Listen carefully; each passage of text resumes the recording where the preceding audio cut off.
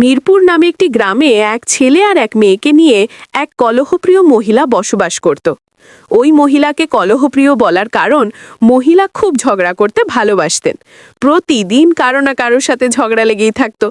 তাকে নিয়ে গ্রামের বাসিন্দারা অতিষ্ঠ হয়ে ওঠে এবং এক সালিশি সভা ডাকে। সালিশি সভায় ওই মহিলাকে গ্রামে না রাখার সিদ্ধান্ত নেয়।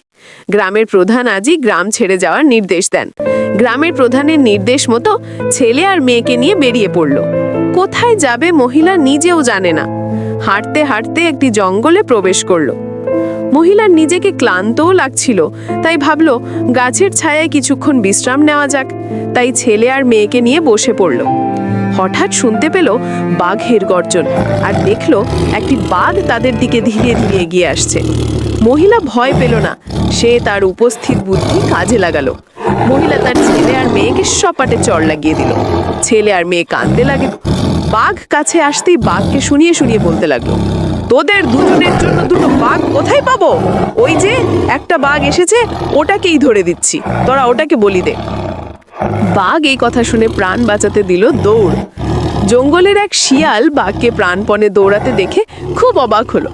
শিয়াল বাঘকে বলল, দাঁড়াও বাঘ মশাই, তুমি জঙ্গলের রাজা, তুমি কার ভয়ে এত জোরে দৌড়াচ্ছ? আরে বলো না শিয়াল ভাইয়া, জঙ্গলে এক মহিলা এসেছে, সে সব জন্তুদের বলি দিয়ে দিচ্ছে। এই বলে বাঘ আবার দৌড়াতে যাবে। এমন সময় শিয়াল বলল, বাঘ মশাই ভয় পেও না, চলো আমিও যাব ওই মহিলাকে দেখতে। বাঘ প্রথমে যেতে না চাইলেও পরে শিয়ালের কথায় রাজি হয়ে ওই মহিলার দিকে রওনা দিল। বাঘ আর শিয়াল ওই মহিলার কাছে যেতেই মহিলা আবার বুদ্ধি খাটিয়ে বলল, ওরে শিয়াল, তোকে যে বললাম দুটো বাঘ আনতে, তুই একটা বাঘ এনেছিস, আজ তোর কপালেও কষ্ট আছে। বাঘ মনে মনে ভাবলো, বেটা শিয়াল আমাকে পটিয়ে পাটিয়ে এখানে নিয়ে এসেছে, ওর ব্যবস্থা আমি পরে করব, নিজে বাঁচলে বাপের নাম। এই বলে বাঘ আর শিয়াল দুজনেই দিল দৌড়।